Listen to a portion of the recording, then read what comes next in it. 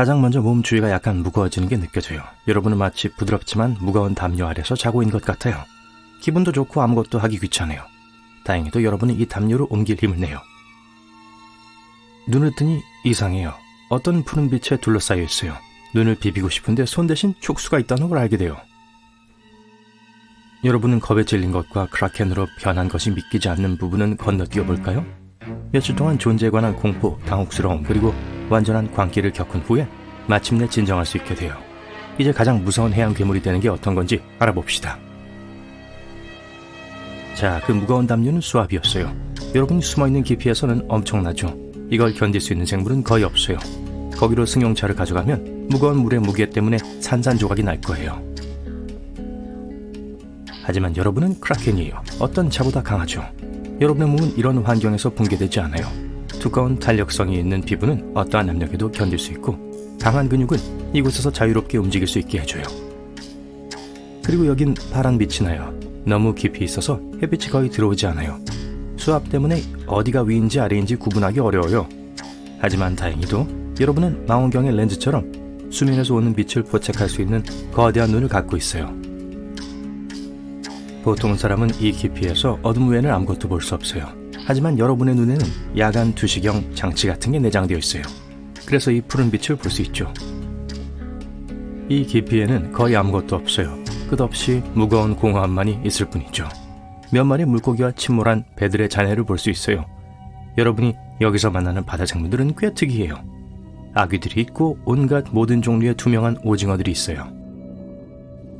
생각해보면 여기선 대왕 오징어가 유일한 친구예요.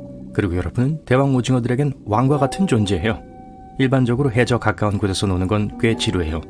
자고 먹는 게 다죠. 더 많은 간식을 얻기 위해 더 높은 곳으로 헤엄쳐가는 게 최선일 거예요. 올라오니 여러분 주변의 물이 더 밝아져요. 점점 더 많은 햇빛이 이곳으로 도달해요. 그리고 드디어 바다의 다른 주민들을 만나게 돼요. 거북이, 상어, 해파리, 문어, 가오리는 여러분을 발견하자마자 잽싸게 도망가요. 해파리를 제외하고는 모두요. 해파리는 신경 안 써요. 식사할 곳을 찾다가 물고기 떼를 발견해요. 좋아요, 여기 점심거리가 있네요. 식사를 마친 후 재미로 물고기와 돌고래를 겁주면서 그곳에 머물러요. 촉수를 조절하는 게 마음에 들어요. 10개나 있죠. 여러분 느끼는 걸 말로 표현하는 건 불가능하지만 손에 있던 손가락들이 당국 규대만큼 커졌다고 상상해보세요. 그리고 정말 놀라워요. 여러분은 촉수를 보잉 승객기만큼 길게 늘릴 수 있어요. 또 빨판도 있어요. 어떠한 생명체도 여러분에게서 빠져나갈 수 없을 정도로 꽉 잡을 수 있어요. 촉수 덕분에 빠르게 헤엄칠 수 있어요. 먼저 그것들을 다른 방향으로 움직이고 나서 그것들을 함께 누르면서 앞으로 나아가요. 여러분이 만들어낸 강한 물줄기는 모든 물고기를 옆으로 밀어내요. 흰 긴수염 고래가 있네요. 이것은 세계에서 가장 큰 포유동물이에요. 하지만 여러분 옆에선 강아지 같아 보이네요. 그래서 여러분은 수영하고 먹고 물고기와 다른 해양 생물들을 겁주고 그게 다예요. 인생이 좀 지루하네요. 그리고 얼마 오래 지속될까요? 100년, 1000년? 즐거운 시간을 보내고 싶어서 수면 위로 헤엄쳐 올라가요. 밝은 햇빛에 눈이 거의 멀 뻔했네요. 익숙해지려고 노력해요. 물이 조용해요. 바람이 없어요. 주위를 둘러보니 앞에 작은 점이 하나 있어요. 와, 돛이 달린 커다란 나무 배네요. 마침내 재미를 볼 수 있겠네요. 사람들을 만나 여러분에 대해 빨리 이야기해주고 싶어요. 그래서 배를 향해 행복하게 헤엄치고 있어요. 하지만 만약 누군가가 여러분을 지켜보고 있었다면 아마 꽤 무서워 보일 거예요. 그물에 걸렸어요. 얇아서 쉽게 뜯어서 수면으로 올라갈 수 있어요. 가판에 있는 사람들은 겁에 질렸어요. 소리를 지르고 다양한 방향으로 달려요. 이봐요, 여러분 어디 가요? 그냥 같이 놀고 싶은 건데. 사람들이 엄청 작아 보여요. 어부들은 여러분에게 작살과 도끼를 던지지만 고통이 느껴지지 않아요. 나무 가판에 촉수를 하나 올려놓고 실수로 그걸 부러뜨렸어요. 배 전체가 성냥갑처럼 부서지기 쉬워요. 네, 만지지 않는 게 좋겠어요. 여러분이 돌아서다가 실수로 배를 뒤집어요. 탑승했던 모든 사람들이 이제 물속에 있어요. 다행히도 여러분에겐 그들을 모두 구할 수 있는 촉수가 충분히 있어요. 모든 낚시꾼들을 잡았는데 그들의 눈에서 공포가 익혀요. 기절하는 사람도 있어요. 배를 다시 물 위에 올려놓고 사람들이 가판으로 돌아갈 수 있게 도와줘요. 그런 다음 배를 밀어내고 육지를 향해 헤엄쳐가요. 하지만 해변에 있는 사람들에게 자신을 보여주지 않기로 결심해요. 여러분이 구한 선원들이 어떻게 거대한 괴물을 만나 살아남았는지 모두에게 말해줄 거예요. 모두들 여러분이 얼마나 끔찍한지에 대해 말할 테지만 아무도 여러분이 그들을 구했다는 건 언급하지 않을 거예요. 얼마나 불공평해요. 바다 깊은 곳으로 돌아와 잠이 듭니다. 이상한 소리에 깼어요. 수도 꼭지에서 싱크대로 물이 떨어지는 것 같아요. 눈을 뜨고 주변의 희미한 섬광을 봐요. 오, 흥미롭군요. 헤엄쳐 올라가 네오가 여러분을 깨웠다는 걸 깨달아요. 꽤 심각한 것 같아요. 하늘은 검고 파도도 엄청나요. 이 혼란 속에서 큰 배가 항해하는 게 보여요. 이 배는 여러분이 전에 봤던 것과는 달라요. 철로 만들어져 있어요. 그리고 현대적인 화물선이라서 돛이 없어요. 여러분이 몇백 년 동안 잠들어 있었던 것 같아요. 탑승한 사람들이 여러분을 알아채고 신호탄을 발사해요. 밝은 빨간색 불빛에 눈이 멀어요. 여러분이 촉수를 펼쳤고 실수로 배를 밀었어요. 배는 무겁고 뒤집히지 않아요. 여러분이 자는 동안 기술이 발전한 것 같네요. 폭풍이 점점 거세지고 있어요. 배가 좌우로 흔들리고 있어요. 촉수로 배를 잡아주려고 하지만 탑승해 있는 사람들을 두렵게 해요. 사람들은 소리를 지르고 여러분은 그들의 반응을 이해해요. 거대한 괴물이 어둠의 심연 속에서 나와 그들의 배를 움켜쥐었어요. 여러분을 두려워하는 걸 보는 건 썩 기분이 좋지 않기에 헤엄쳐 떠나기로 해요. 기분이 상한 채로 해저 근처에 숨어 있어요.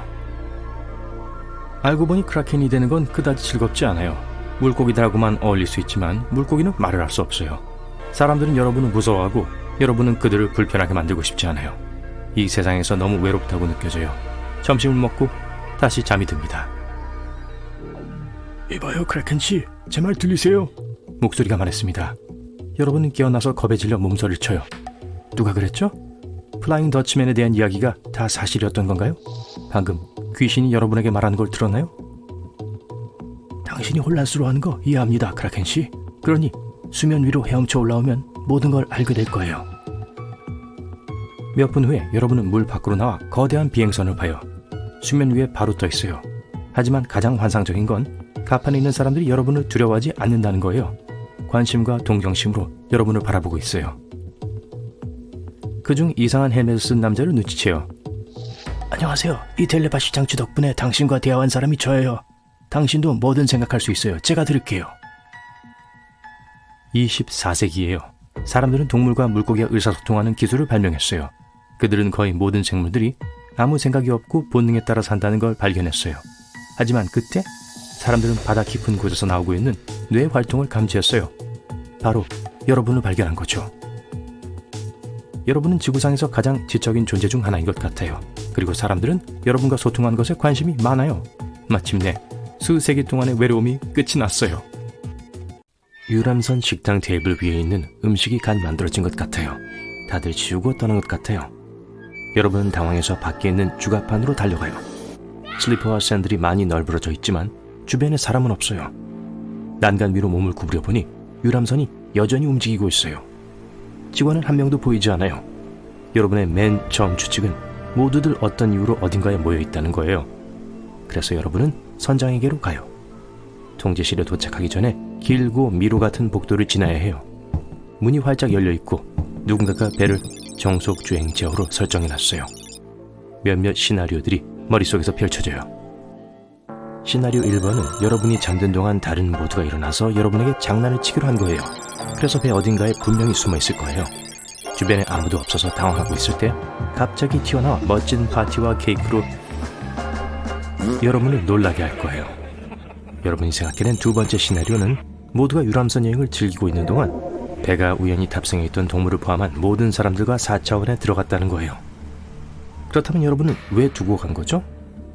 세 번째 가능한 시나리오는 모두가 근처에서 더 좋은 유람선을 발견하고 더 좋은 걸 타기 위해 배를 포기하기로 결정했다는 거예요.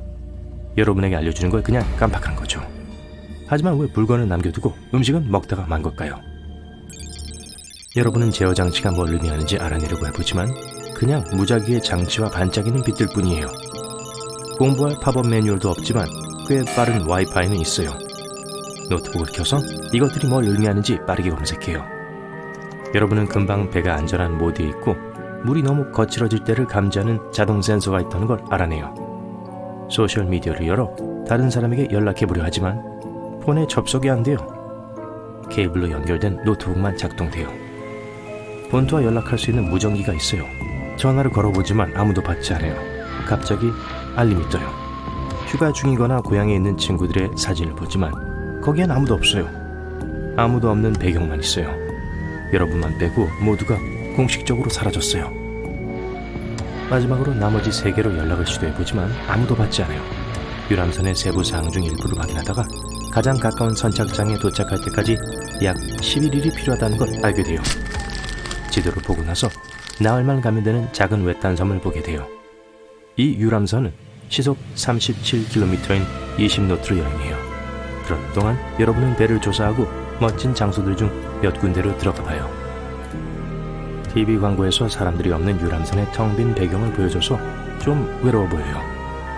7일간의 유람선 여행에서 큰 선박은 4,080kg의 상추와 24,000kg의 기란을 쓸 수 있어요. 일반적으로 1,000명 이상의 사람이 있는 유람선에서 하루에 2,000개의 스테이크와 1,000개의 구운 감자가 소비돼요. 기술적으로 몇 년은 버틸 수 있는 음식과 재료가 엄청 많이 있어요. 안내 대색에 가서 인터폰 라디오를 통해 공식적인 발표를 합니다. 저기요. 귀뚜라미 소리만 나네요. 좋아, 이게 무슨 장난이라면 재미없거든? 이제 나와도 돼. 난 간식 먹으러 선착 내려갈 거야. 대답을 기다리지만 아무도 나오지 않네요. 여러분은 배 아래 갑판으로 가기로 해요. 하지만 내려가기 전에 아무도 없는 아이스 스케이트장을 확인해봐요. 아이스 스케이트화를 신고 잠깐 빙판을 돌아봐요. 귀찮게 하거나 여러분에게 이래라 저래라 하는 사람이 없어서 기분이 좋아요. 그 후 게임룸을 확인하고 아케이드 게임을 해요. 카운터에 있는 동전을 쓰고 몇 시간 동안 게임을 해요. 해가 지기 시작해요. 그래서 상큼한 음료를 마시고 경치를 즐기기로 해요. VIP들만 들어갈 수 있는 꼭대기 갑판에 앉아서 가장 큰 선베드를 잡아요. 바닷 물결이 들릴 정도로 조용해요. 거기서 잠들었다가 밝은 태양 때문에 다음날 아침에 깨요. 뭘 할지 생각하면서 주변을 돌아다녀요. 골프채를 잡고 스윙을 날리기 시작해요. 바다에 공을 빠뜨리고 지루해질 때까지 계속 놀아요. 그러다 보니 옆길로 샌 걸 깨닫고 배 아래 갑판으로 가려고 해요. 뒹구고 있던 출입증으로 직원 전용 문을 확인해 봅니다. 아래로 내려가기 시작해요. 어두워지고 있어요. 전력이 들어오지 않아서 손전등을 들고 방을 둘러봐요. 승무원들은 보통 공유 2층 침대가 있는 기숙사 스타일의 방에서 살아요. 직원 식사를 위한 공용 공간이 있고 다른 오락 활동에 접근할 수 있어요. 주요 레스토랑에 음식을 차리는 주방도 아래쪽에 있어요. 모든 방이 똑같아 보여요. 기관실에서 소리가 많이 나서 으스스해요. 파이프가 척허덕거리고 아무 데서나 터지는 소리가 나요. 불이 깜박거려요. 여러분이 방에서 주운 손전등을 들고 움직이는 동안 그림자가 여러분을 따라오고 있어요. 무서워요. 거기 사람이 있는지 보려고 불러붙지만 들리는 건 복도에 울려 퍼지는 자신의 목소리뿐이에요. 길을 잃었어요. 위 갑판으로 돌아가려고 하지만 모든 게 똑같아 보여요. 뛰면서 당황하기 시작해요. 뭔가에 걸려서 손전등을 잃어버려요. 너무 어두워요. 발을 이리저리 흔들면서 빠져나갈 길을 찾으려고 해요. 손을 벽에 대고 주변을 탐색해 보려고 해요. 복도 끝에 밝은 빛이 보여요. 그쪽으로 걸어가요. 결국 많은 음식이 놓여있는 중앙 부엌 중 한 곳에 도달하게 돼요. 냉장고 수십 개와 디저트 전용 주방 하나가 있어요. 배가 고파서 꼬르륵 소리가 나요. 여러분은 한 접시에 수백만 원 하는 가장 이국적이고 최고급 음식을 먹어요. 여러분은 그 다음 며칠 동안 맛있는 음식을 개걸스럽게 먹고 골프를 치고 무도장에서 파티를 하며 보내요. 사흘 뒤 유람선의 가장 재밌는 것들을 최대로 마음껏 즐겼어요. 태양을 쬐는 동안 멀리에 섬이 보여요. 쌍안경을 들고 배가 향하고 있는 부두를 주목해요. 재빨리 관제센터로 가서 지도를 봐요. 도착까지 30분이 걸리는데 여러분은 유람선을 주차시키는 방법을 몰라요. 결국 배를 멈추기 위해 다짐을 해요. 그런 다음 섬까지 노저 가기 위해 구명보트를 이용해요. 약간의 주문과 음식을 먹고 노를 저어요. 섬에 있는 누군가가 여러분을 도울 수 있을지도 몰라요. 내려서 해안으로 노를 저어요. 도시로 들어가지만 그곳은 비어 있어요. 사람들이 통근하는 동안 도로 한가운데에 차를 버려두고 갔어요. 답을 얻을 수 있는지 보기 위해 경찰서로 향해 봅니다. 하지만 아무것도 없어요. 몇 달 후 여러분은 섬 전체를 탐험했고 유람선에서 많은 식량을 구했어요. 5년 후 여러분은 섬을 완전히 장악했고 유람선을 제대로 운전하는 법을 배웠어요. 유람선의 그날 이후로 단 한 사람도 본 적이 없어요. 마치 모두가 사라져 증발한 것 같아요. 10년 후 여러분은 라디오 타워에 앉아 있어요. 수염이 많이 자랐고 섬 곳곳에 농작물 밭이 있어요. 여러분은 3년 동안 유람선에 발을 들여놓지 않았어요. 갑자기 라디오에서 모스부호로 신호가 잡혀요. 본토에서 누군가가 여러분에게 연락하려고 해요. 여러분은 다시 배에 올라 그곳으로 가요. 7일 후에 인터넷이 중단된다는 알림이 휴대폰에 표시됩니다. 여러분은 휴대폰을 옆으로 던져버리고 계속해서 TV를 봅니다. 갑자기 속보 알림이 나타났어요. 뉴스 진행자가 여러분이 방금 문자로 읽은 내용은 반복해서 이야기하네요. 채널에서는 사람들이 거리로 나와 패닉에 빠져 이리저리 뛰는 장면을 생중계하고 있습니다. 여러분도 아파트 창문 밖을 내다봤어요. 휴대폰과 노트북을 들고 뛰어다니는 사람들이 눈에 보이네요. 아래로 내려가서 골목길에 섰습니다. 혼란을 피하려고 하고 있어요. 여러분 뒤에선 누군가가 인터넷이 안 돼! 라고 계속 중얼거리며 정신없이 돌아다니고 있어요. 모르는 번호로부터 모르는 장소에서 누군가를 만나야 한다는 전화를 받았어요. 여러분은 핸드폰으로 지도를 열고 차를 탄 후 그곳으로 향했습니다. 겉으로 보기엔 버려진 건물 같았어요. 하지만 내부엔 최첨단 시설이 가득합니다. 위험물질 보호복과 실험실 코트를 입은 과학자들도 있어요. 브리핑 시간에 딱 맞춰 오셨어요. 긴 머리의 과학자가 프로젝터 룸으로 들어와 발표를 시작합니다. 그는 요즘 인터넷을 사용하는 인구가 40억 명이 넘는다고 설명했습니다. 그리고 월드와이드 웹이 망가지는 것을 막을 방법은 없습니다. 현재 온라인에는 74제타바이트 이상의 데이터가 있습니다. 제타바이트는 1조 기가바이트입니다. 0이 엄청나게 붙죠. 데이터 1기가바이트를 워드 문서로 옮기면 약 6만 5천 페이지입니다. 그러니까 74조 기가바이트에 비하면 1021페이지에 481만 배 정도가 됩니다. A4 용지 한 장은 0.1mm 두께예요. 즉 1GB마다 7m의 용지가 쌓이게 됩니다. 발표 중 대부분 사람들이 졸고 있네요. 하지만 실험복을 입은 사람들은 즉시 일을 하기 시작합니다. 여러분은 인터넷 인쇄를 돕는 일을 맡게 되었어요. 100명의 사람들과 함께 조립 라인에서 자리를 잡고 앉았습니다. 첫날입니다. 인쇄기를 다루게 될 거예요. 단지 전체가 프린터로 가득 차 있습니다. 사람들이 트럭에서 종이를 들고 끊임없이 왔다 갔다 합니다. 먼저 건강과 관련된 모든 내용을 인쇄할 거예요. 그런 다음 다른 중요한 문서로 넘어갑니다. 아무것도 읽을 시간이 없어요. 또한 문서 하나에 약 8,000개의 단어가 들어갔는지를 확인해야 합니다. 아침부터 저녁까지 일하고 그 다음은 야간 근무팀이 들어올 거예요. 점심시간과 스트레칭엔 총 20분이 배당되었고 화장실만 갈 수 있어요. 모두가 기계적으로 일하고 있습니다. 배경에 깔린 뉴스 프로그램은 전 세계 국가들에서 같은 일을 하는 모습을 보여주고 있습니다. 시설 반대편 끝에는 다른 팀들이 있어요. 이 사람들은 비디오와 오디오 파일을 다운로드하고 있습니다. 교대 근무가 끝나자 야간 직원들이 들어왔습니다. 퇴근하고 집으로 갈 거예요. 하루 동안 전 세계 모든 팀이 1% 미만의 정보만을 다루었다는 걸 알게 되었습니다. 의욕이 떨어져 주위를 둘러봅니다. 매우 긴급한 경우가 아니면 새로운 컨텐츠를 만드는 건 금지되었습니다. 하루하루 너무 많은 정보가 생산되고 있기 때문에 그 모든 걸 다운로드할 시간이 없기 때문이죠. 조립 라인으로 돌아왔군요. 어젯밤에 잠을 잘 못 자서 집중이 안 돼요. 여러분 주변의 다른 사람들도 모두 잠을 잘 못 잤어요. 점심시간 직전에 일터에서 기절했다가 바로 치료를 받는 사람들도 있습니다. 주변에 대기 중인 사람 여러 명이 준비를 하고 대기하고 있어요. 일단 가장 중요한 나머지 문서들을 출력합니다.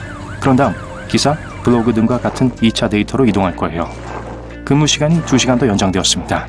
여러분은 다음날에 대한 마음의 준비 없이 녹초가 되어 집에 갑니다. 일터에 도착하니 바로 옆 건물에 새로운 단지가 지어지는 모습이 보이네요. 하룻밤 사이에 지은 것 같아요. 여러분 새 건물로 배치되었습니다. 맡게 된 업무는 종이에 더 많은 기사를 인쇄하는 것입니다. 근무 시간이 1시간 더 연장되었어요. 여러분과 다른 사람들은 너무 피곤해서 아무것도 할 수 없고 눈을 뜨고 있을 수도 없어요. 며칠이 남지 않았지만 인쇄된 인터넷 정보는 15%에 불과합니다. 더 많은 프린터를 설치한 또 다른 건물을 짓고 있습니다. 밤이 가까우는데 여러분은 아직도 일하고 있군요. 마침내 야간 직원들이 와서 자리를 잡지만 여러분 집에 보내주지 않네요. 마을 회관에서 지내란 말을 들었습니다. 이렇게 하면 출퇴근에 쓰이는 시간을 절약할 수 있다나요? 다른 직원 100명과 함께 숙소로 쓰는 홀까지 안내를 받습니다. 잠을 자려고 해도 잘 수가 없어요. 뒤척거리면서 눈은 말똥말똥합니다. 종소리에 잠에서 깨셨군요. 빨리 아침을 먹어야 할 시간이에요. 야간 근무자들이 한 명씩 마을 회관으로 향합니다. 20분 후에 조립 라인으로 돌아왔어요. 3일밖에 안 남았기 때문에 더 몰아붙이고 있어요. 밖을 내다보면 난데없이 더 많은 건물들이 생겨난 게 보입니다. 종이를 가득 실은 트럭들이 앞뒤로 오가며 교통체증을 빚고 있습니다. 사하라 사막엔 지하 벙커가 건설되었습니다. 수십 킬로미터에 펼쳐져 있으며 모든 문서와 기록을 저장할 수 있을 만큼 충분히 큰 공간이에요. 트럭들은 각각 몇 톤씩 종이를 나눕니다. 그리고 비행기는 이 귀중한 화물을 사하라 사막으로 운송합니다. 점점 더 많은 사람들이 과로를 감당하지 못하고 일어서서 꾸벅꾸벅 졸기 시작합니다. 작업 속도가 느려지네요. 더 많은 사람들이 교대할 수 있도록 비상벨이 울립니다. 하지만 인원이 충분하지 않아요. 많은 사람들이 즉흥적으로 여러 가지 일을 하고 있어요. 시스템 전체가 통제 불능이군요. 30분이라도 생산이 중단되면 엄청난 양의 정보가 인쇄되지 않을 거예요. 여러분은 휴식을 취하기 위해 동네 회관으로 향합니다.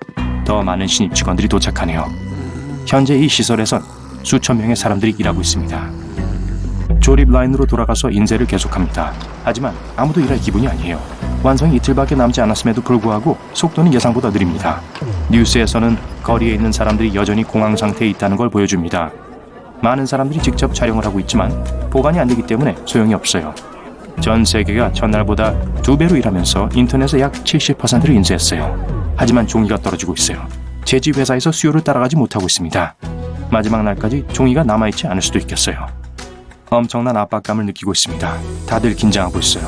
사람들은 점점 더 자주 실수를 해서 과정이 느려지고 있습니다. 인쇄기가 6일째 쉬지 않고 작동하다 보니 고장이 나서 교체된 경우도 많습니다. 이제 끝입니다. 몇 시간밖에 안 남았어요. 여러분은 어젯밤에 한숨도 못 잤어요. 사실 전 세계는 카운트다운이 시작되기를 기다리며 깨어 있었습니다.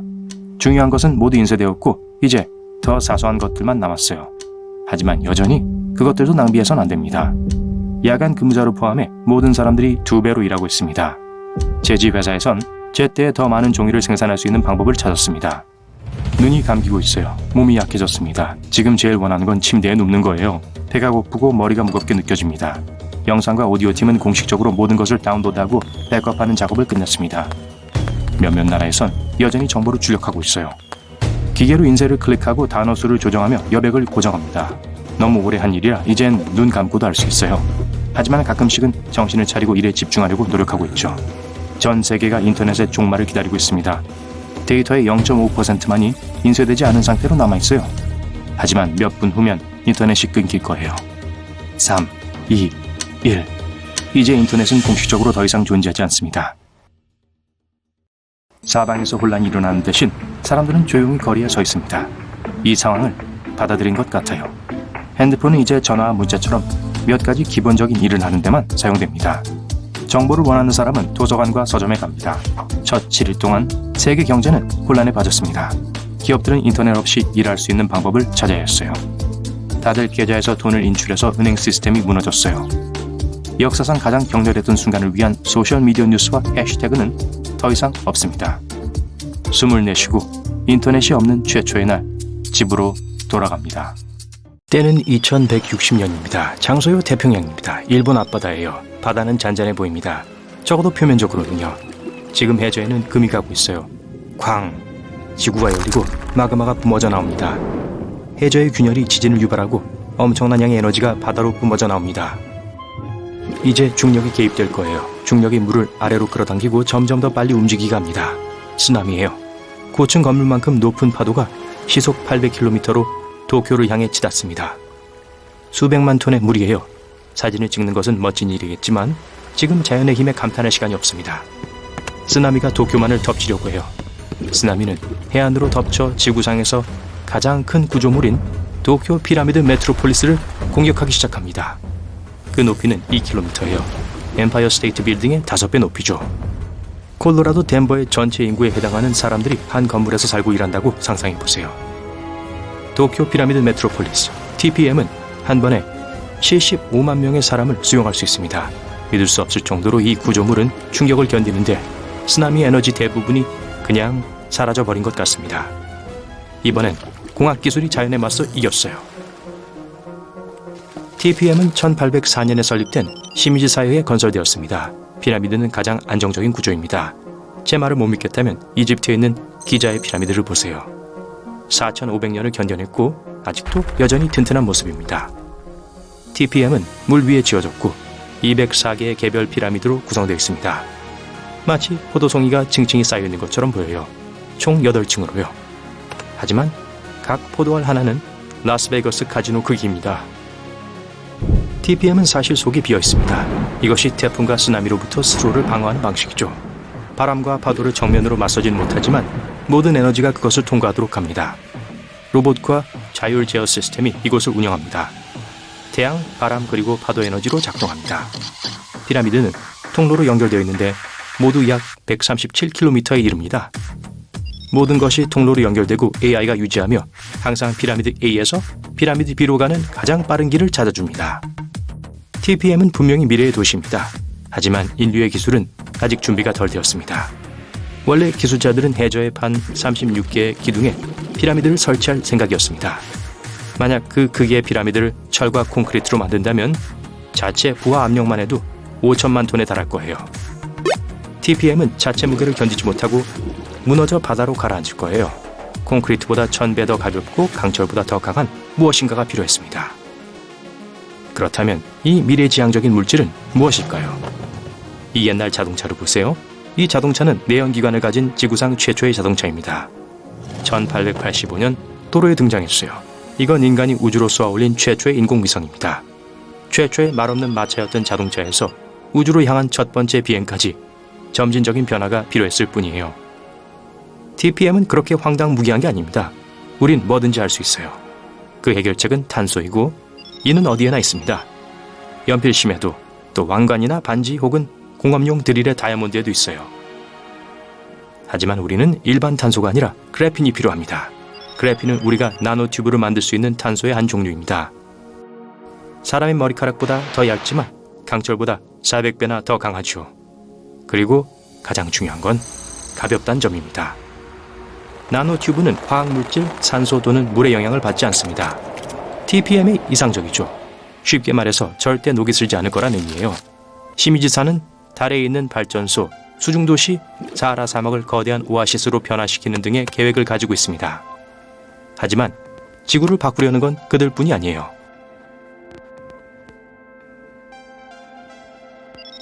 네덜란드는 뉴저지주 2개 면적의 크기이며 그중 약 30%가 해수면 아래에 있습니다. 물로부터 조국을 보호하기 위해 네덜란드인들은 댐을 많이 건설했습니다. 하지만 댐은 그저 방어용일 뿐입니다.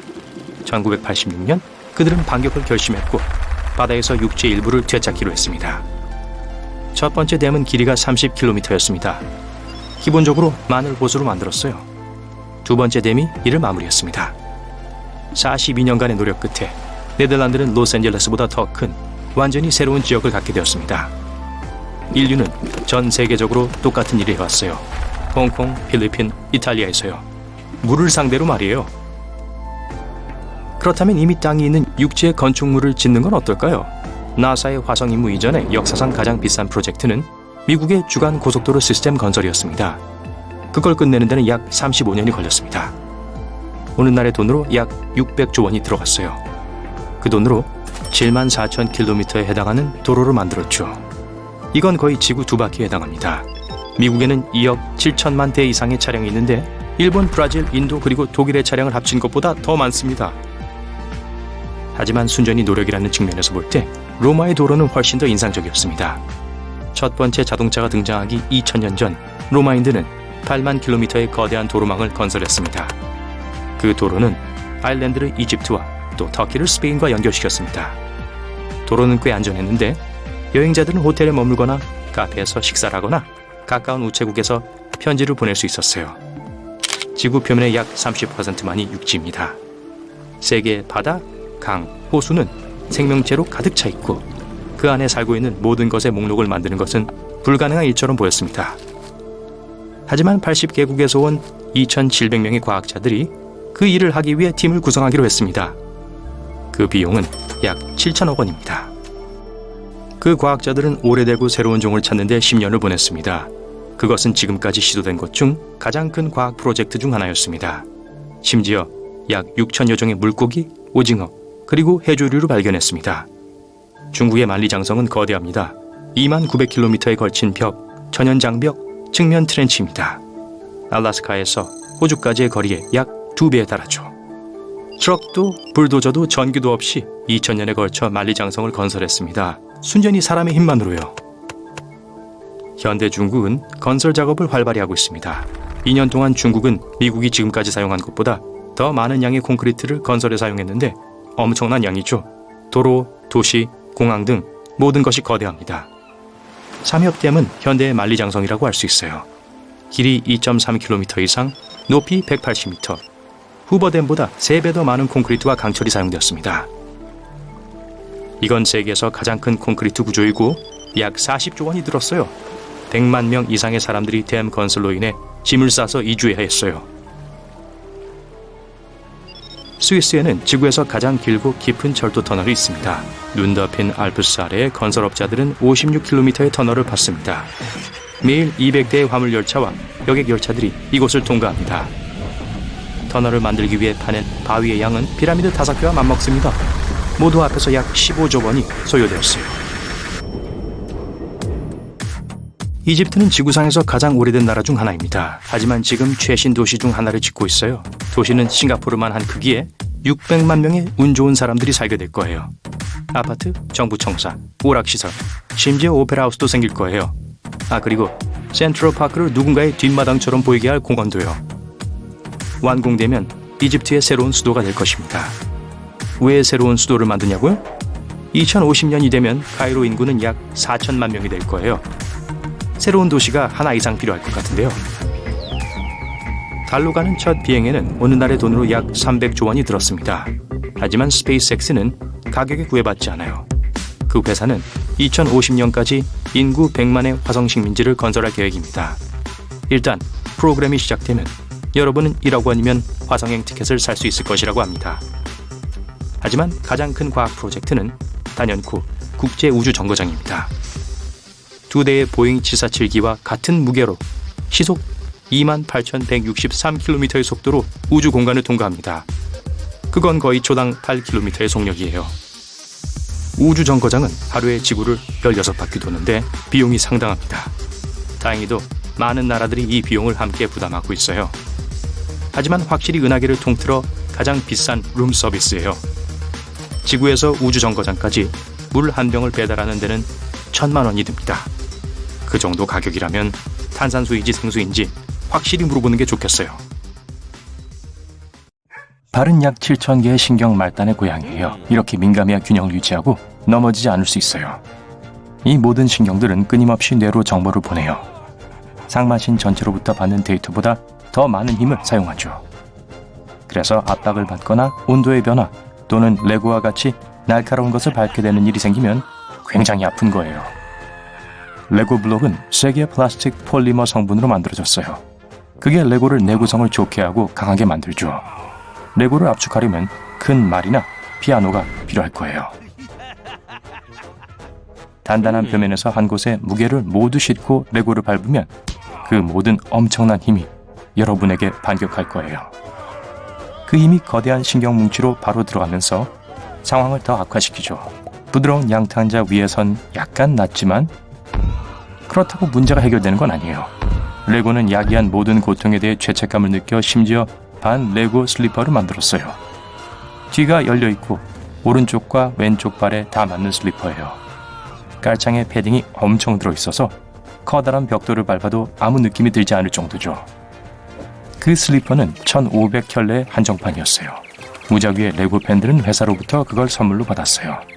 발가락을 찢게 되면 꽤 아픈데 왜냐하면 카라테 펀치의 힘에 그 작은 표면을 노출시키고 있기 때문이죠. 발가락은 두툼한 지방층이 없는 보호되지 않는 신경 말단으로 가득해요. 통증 신호는 즉시 여러분 뇌로 발사돼요. 항생제가 발명되기 훨씬 전에 사람들을 구하는 데 쓰였던 바로 그거죠. 사람들은 그 모든 고통을 피하기 위해 발을 디딜 때 조심했었죠. 이건 여러 가지 문제로부터 사람들을 구했어요. 연구원들은 왜 어떤 사람들은 다른 사람들보다 더 간지러움을 타는지 100% 다 알진 못합니다. 일부는 유전적인 것일 수도 있거나 피부가 얼마나 민감한지와 관련되어 있다고 생각해요. 보통 우리는 배나 목구멍같이 가장 취약한 곳에 간지럼을 많이 탑니다. 침입자를 밀어내려는 자연스러운 반사작용일 수도 있어요. 대부분의 사람들은 나이가 들수록 그리고 슬프거나 화가 날 때 간지럼을 덜 타요. 여러분이 어떤 이유로 다른 사람들의 말과 행동을 모방한 것처럼 누군가 하품을 하면 다른 사람이 따라 하품하는 걸 볼 수 있어요. 이것은 사람과 침팬지 및 개와 같은 몇몇 동물들이 가진 원시적이며 피할 수 없는 반사 현상이에요. 연구에 따르면 전염성 있는 하품은 공감과 유대감의 표시라고도 해요. 하품은 멈추려고 할수록 더 하고 싶어지죠. 재채기를 하고 나면 엄청난 긴장감이 풀리기 때문에 기분이 아주 좋아지죠. 그 일이 일어날 때 몸은 소위 말하는 기분 좋은 화학물질인 엔도르핀을 방출해요. 눈썹 뽑는 것부터 운동하는 것, 밝은 태양 아래 있는 것까지 많은 것들이 여러분을 재채기하게 만들 수 있어요. 수면 시에는 재채기 신경도 자기 때문에 잠잘 때는 재채기를 할 수 없어요. 재채기는 코에 있는 박테리아와 자극적인 물질로부터 코를 깨끗하게 해주고 콧물의 균형을 유지해주기 때문에 몸에 중요해요. 가끔 한 번의 재채기로 그걸 다 하기엔 충분하지 않은데 그렇지 않으면 감당할 수 있을 만큼 강력할 거예요. 그래서 가끔 확실한 효과를 확인하기 위해서 몇 번씩 이어서 재채기를 하게 되죠. 닭살은 동물 조상들로부터 물려받은 거예요. 동물의 털은 춥거나 무서웠을 때 곤두섭니다. 털이 곤두서면 더 굵어지는데 이는 그들을 따뜻하게 하거나 더 크게 보이게 하죠. 여러분은 동물보다 털이 훨씬 적기에 이 기능은 대부분 쓸모가 없죠. 그래도 그와 같은 상황일 때와 감정적일 때도 소름이 돋죠. 피부 밑에 작은 근육들은 수축하면서 털을 곤두서게 하고 주변을 돌출되게 만들죠. 햇빛을 오래 쬐면 수분을 더 빨리 잃고 체온이 올라가기 때문에 매우 피곤함을 느끼게 돼요. 몸과 심장은 온도를 정상으로 유지하고 모든 생명 유지에 필수적인 액체를 장기에 전달하기 위해 더 열심히 일해야 해요. 햇빛이 쬐는 것 또한 수면 호르몬 수치를 낮춰줘요. 더 어두운 곳에 들어가면 이 수치는 다시 올라갑니다. 만약 해변에서 하루를 보낸 후에도 더 오랫동안 활동하고 싶다면 실내 조명을 밝게 하세요. 껴안고 안고 손을 잡으면 기분 좋은 호르몬을 분비하기 때문에 행복을 느끼게 합니다. 이것은 기분을 좋게 하고 스트레스를 줄여주며 또 면역체계를 개선시켜줍니다. 심지어 다른 사람들이 포옹하는 모습을 보는 것도 이런 효과를 줄 수 있어요. 진화 덕분에 물속에서 5분 있으면 피부는 쭈글쭈글해져요. 아주 오래전 우리의 조상들은 젖었을 때와 건조한 상태일 때 모두 잘 잡을 수 있는 방법이 필요했어요. 그래서 피부가 작은 강 배수 시스템처럼 맞추어 변했죠. 피부에 있는 작은 물줄기가 중앙강으로 흐르는 더 큰 통로로 합쳐져서 오랜 시간 물과 접촉한 후에 손가락과 발가락으로부터 물을 흘려보내요. 아침에 근육을 깨우기 위해 머리 위로 팔을 뻗고 싶은 본능을 느끼죠. 밤새 근육은 탄력을 잃고 수액은 등을 따라 흘러요. 스트레칭을 하면 이 수액이 원래 있던 곳으로 돌아가죠. 또 밤사이 느린 속도로 뛰던 심장이 정상적인 작업 모드로 되돌리는데도 도움이 되죠. 개와 고양이도 같은 이유로 그렇게 해요. 더 추운 방에서 더 빨리 잠이 드는데 왜냐하면 몸에 잠잘 시간이라는 신호를 보내기 때문이에요. 밤새 체온을 유지하는 데 필요한 에너지를 보존하기 위해 침대에 누울 때 약간의 열 손실이 필요해요. 시원한 공기는 또한 잠에서 깨지 않고 밤새도록 잠을 잘 수 있게 돕고 신진대사를 활발하게 해줍니다. 가끔 눕거나 앉아있다가 서면 별이 보이죠. 그건 혈압이 갑자기 떨어져서 그래요. 떨어진 혈압은 잠깐 동안 뇌의 기능을 흐트러뜨려요. 눈에 별이 번쩍하거나 번쩍이는 불빛, 빛의 띠, 화려한 골이나 불꽃을 보이게 할 수 있어요. 눈을 비비거나 재채기한 후에도 이런 걸 볼 수 있어요. 말할 때 밖에서 나는 소리와 여러분 자신의 성대를 통해 전달되는 소리 둘 다를 듣게 돼요. 여러분의 두개골 속 음향이 목소리를 낮추고 약간의 베이스음을 더해줘요. 목소리 녹음한 것을 들을 때는 이 풍부한 저주파 없이 듣기 때문에 목소리가 더 높고 다르게 느껴지죠. 그래서 대부분의 사람들이 자신의 목소리를 싫어해요. 전혀 기대한 것과 다르죠. 사람들은 노출 효과 때문에 자기 사진을 거의 좋아하지 않죠. 보면 볼수록 좋다 하잖아요. 거울에 비친 자신의 모습을 보면 이미지가 뒤바뀌어 있죠. 실제 이미지에 익숙하지 않아서 좋아하지 않는 거예요. 포도당 수치가 낮아지면 배고파서 화날 지경이 되죠. 여러분은 음식 속 탄수화물, 단백질 그리고 지방에서 이걸 얻어요. 시간이 흐른 뒤 뇌에서 SOS 신호를 보내요. 포도당 없이는 제 기능을 할 수 없거든요. 또 배고파서 화가 나는 다른 한 가지 이유는 같은 유전자가 배고픔과 분노를 모두 유발하기 때문이에요. 배부르고 기쁘게 하기 위해선 균형이 맞아야 해요. 척골단은 목에서 손으로 이어지는 신경이에요. 팔꿈치를 제외한 모든 지점에서 잘 보호되어 있어요. 팔꿈치는 피부와 지방으로만 덮여 있죠. 그래서 팔꿈치를 부딪히면 엄청 아픈 거예요. 신경을 건드리게 되고 그 고통은 발톱을 타고 내려와 손의 손가락으로 이어지죠. 뽁뽁이를 터뜨리며 기쁨을 느끼는 건 인간 진화의 뿌리를 두고 있어요. 아주 오래전에 사람들은 포식자로부터 도망치는데 대부분의 시간을 보냈어요. 하지만 이젠 전부 앉아 지냈죠. 거의 움직이지 않기 때문에 근육 긴장이 고조돼요. 뽁뽁이를 터뜨리는 게 그 긴장을 푸는 방법 중 하나예요. 이게 스트레스 수치를 낮춰주고 기분 좋은 화학물질을 방출하거든요. 다른 피자 장난감처럼 주의력을 증가시켜주고 배운 걸 더 잘 기억하게 도와줘요. 귀는 특히 고음 영역에 민감해요. 고음은 여러분에게 더 크게 들리도록 만들어져 있어요. 칠판에 분필 긁히는 소리를 좋아하는 사람이 없는 이유죠. 그게 분필 소리라는 걸 알게 될 때 혐오감은 더 강해지죠. 만약 누가 그걸 현대음악이라고 말해주면 견딜만하다고 느낄 거예요. 그러니까 이건 습관과 관련 있기도 해요. 다리와 발은 다리를 꼬고 있거나 무릎 꿇거나 다리 위로 앉거나 너무 끼는 바지, 양말, 신발을 신을 때 마비가 오거나 저리게 돼요. 그건 정상적인 현상인데 신경에 너무 많은 압력을 가해 혈액의 흐름을 제한할 때 발생해요. 일어서서 다리를 움직이는 게 가장 쉬운 치료법이에요. 잠을 충분히 자지 못한 아침에는 종종 목소리가 쉰 듯하죠? 그건 성대가 충분히 쉬지 못했고 약간 부어 있어서 그래요. 또 건조한 방에서 잠잘 때도 그렇게 돼요. 잠자기 직전에 먹으면 몸은 여러분이 잘 때 음식을 소화해야 해요. 위산은 가지 말아야 할 곳으로 갈 수 있고 성대를 엉망으로 만들 수도 있어요.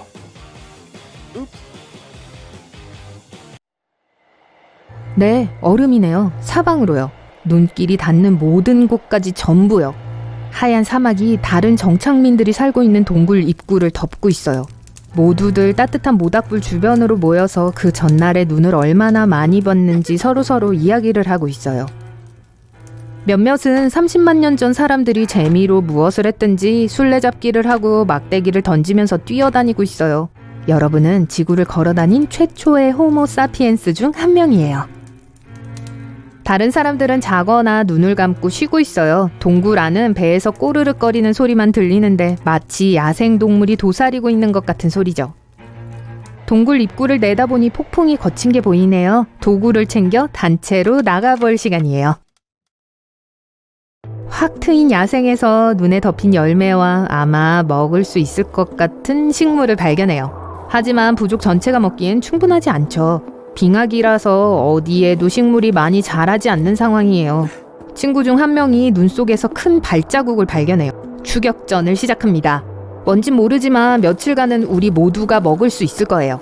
눈 덮인 숲속으로 더 깊숙이 들어가자 뒤에서 으르렁거리는 소리가 들려요. 배꼽 소리였으면 좋겠지만 뒤를 돌아보다가 갑자기 의식을 잃었어요. 빙하기는 커다란 얼음 덩어리가 모든 것을 덮고 지구를 영원히 바꾼 시기예요. 이건 부분적으로 지금의 대륙의 배치뿐만 아니라 해수면의 상승과 하강에 책임이 있는데요. 현재 캐나다, 스칸디나비아, 러시아, 그리고 심지어 남아메리카에 걸쳐 거대한 두꺼운 얼음판이 펼쳐져 있는 걸 상상해보세요. 그 모든 것이 해수면의 급격한 변화를 야기시켰고 전 세계의 기온을 급격히 떨어뜨렸어요.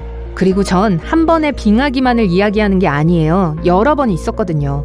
과학자들은 역사를 통틀어 봤을 때 수백만 년 동안 지속된 5개의 주요 빙하기가 있었다고 해요. 그리고 우린 지금 그 중간에 있어요. 진정하세요. 당황하지 마세요. 우리 모두 털복숭이 매머드를 찾기 위해 하루 종일 밖에서 있다가 따뜻하게 있으려고 모닥불 옆에서 잠을 자게 될 거란 건 아니에요. 그리고 아니요, 이동 경로에 있는 모든 걸 얼려버리는 거대한 지질학적 눈보라도 없을 거예요. 빙하기엔 몇천 몇만 년 동안 지속되는 오고 가는 더 따뜻한 시기가 있어요. 사실 수십억 년 전에 지구는 생명체가 없는 하나의 거대한 눈덩이였어요. 그리고 그 당시 태양도 그 모든 얼음을 녹이기엔 충분한 열이 없는 작고 귀여운 불덩어리였죠. 하지만 태양이 점점 더 커지고 뜨거워짐에 따라 지구의 얼음이 천천히 녹아 오늘날의 녹색과 파란색의 공이 된 거예요. 우린 지난 260만 년 동안 지속되고 지금도 진행되고 있는 제4빙하기에 살고 있어요.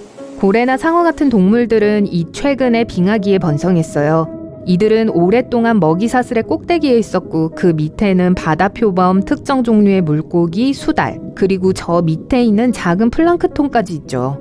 추운 표면에서 포유류는 따뜻하게 지내기 위해 두껍고 덥수룩한 털을 길러야 했어요. 고대 매머드, 콧불소, 들소는 두꺼운 양탄자를 덮고 있는 걸로 알려져 있는데 정말 멋졌죠. 이 친구들은 초식동물이었고 작은 관목과 찾을 수 있는 모든 풀을 먹었어요. 하지만 수천 년 전 기온이 오르기 시작했고 이 대부분의 동물들은 멸종했어요. 남아있는 것들은 오늘날 우리가 알고 있는 코끼리, 하마, 콧불소로 진화했어요. 기절했다가 깨어나니 오늘날의 시라소니처럼 생긴 생명체와 마주보고 있어요. 다만 이게 훨씬 크고 털이 더 많네요. 이 동물은 스밀로돈입니다. 못된 얼굴을 한 검치호랑이의 서사적인 버전이죠. 수컷 사자와 비슷한 크기고 제가 안전한 동굴을 떠나기 전에 2번 생각하게 만드는 앞송곳니가 2개 있어요. 좀 무서워 보이지만 과학자들은 그들의 무는 힘은 오늘날의 호랑이나 사자만큼 강력하진 않았을 거라고 해요. 이들을 강하게 만든 건 자신의 신경을 거슬리게 하는 모든 것들을 쓰러뜨린 거대한 팔뚝이에요. 무리로 덤비면 심지어 매머드도 쓰러뜨릴 수 있었죠. 어느 쪽이든 여러분은 이 고양이 옆에서 깨어나고 싶진 않을 거예요. 여러분을 덮칠 준비를 하면서 내려다보고 있네요. 하지만 여러분과 친구들은 침착하게 천천히 물러나요. 돌을 던져 정신을 산만하게 만들어서 도망치는 천재 같은 생각을 떠올리죠. 오늘날 인간이 사자나 호랑이를 앞지르는 건 거의 불가능하지만 그 당시 사람들은 훨씬 더 건강했어요. 위험에서 벗어나자 모두들 계속해서 음식을 찾아요.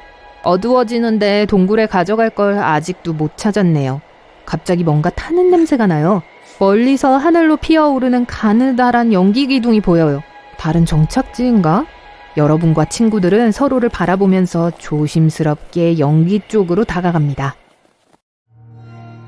호모 사피엔스는 약 20-30만 년 전에 처음으로 나타났어요. 하지만 인류의 역사가 갑자기 어디서 나타난 건 아니에요. 700만 년만큼이나 오래전에 우리 중 일부가 중단을 선언했어요. 우린 침팬지 조상들을 정글에 놔두고 우리만의 일을 시작한 거죠. 그리고 딱 한 번만 일어난 일이 아니에요. 그 후 수백만 년 동안 20종 이상의 다양한 인간종들이 있었어요. 어떤 종은 우리 조상이고 어떤 종은 완전히 다른 가지에서 난 잔가지였어요. 어떤 종은 작았고 어떤 종은 덥거나 추운 날씨에 더 잘 적응했죠. 어느새 네안데르탈인 무리가 고기를 굽고 도구를 다듬고 있는 게 보여요. 유럽에서 처음 이주한 건 네안데르탈인이었어요. 과학자들은 이들이 4만 년에서 40만 년 전쯤에 있었다고 믿어요. 그들은 유럽과 아시아 사이의 모든 지역을 차지했고 우리 호모 사피엔스는 여전히 저 밑에 아프리카에 있었죠. 여러분은 그들의 캠프에 들어가서 서로의 차이점을 바로 볼 수 있었어요. 그들은 다부지고 약간 다르게 생겼어요. 하지만 몇몇 비슷한 점도 있었죠. 예를 들어 씹고 물어뜯을 수 있는 납작한 이와 큰 뇌를 위한 두개골말이에요. 심지어 여러분같이 옷을 입고 있어요. 고고학자들에 따르면 그들은 움집에 살았고 돌, 막대, 뼈로 도구를 만들었다고 해요. 그들은 여러분을 환영해주고 처음 보는 구경을 시켜줘요. 공식적으로 다른 종족을 만나게 된 거예요. 그들은 여러분을 동굴 안으로 데려가 동굴 벽화 중 일부를 보여줘요.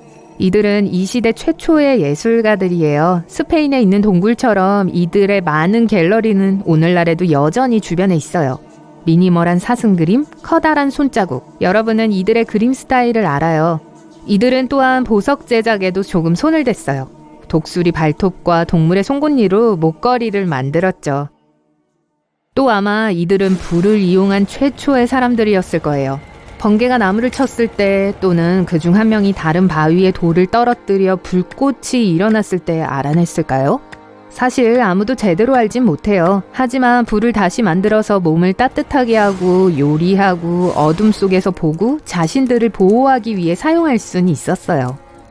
멋진 투어가 끝나고 따뜻하게 있기에 모닥불 주변을 서성거립니다. 그들이 심지어 집에 돌아갈 때 입을 여분의 옷을 제공해줘요. 대부분 두껍고 덥수룩한 매머드 코트네요. 서로 말만 통할 수 있다면 더 좋았을 텐데. 하지만 날이 어두워지고 있고 부족에게로 돌아가야 해요.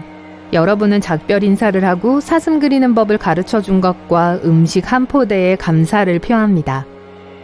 빙하기는 현대 호모사피엔스의 발전에 중요한 역할을 했어요. 극한의 추위와 다른 혹독한 환경 때문에 그들은 생존을 위해 적응해야 했고 더 똑똑해져야 했고 혁신적이어야 했죠.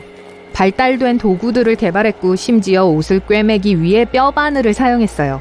아마 최초의 런웨이 쇼를 열었을지도 몰라요.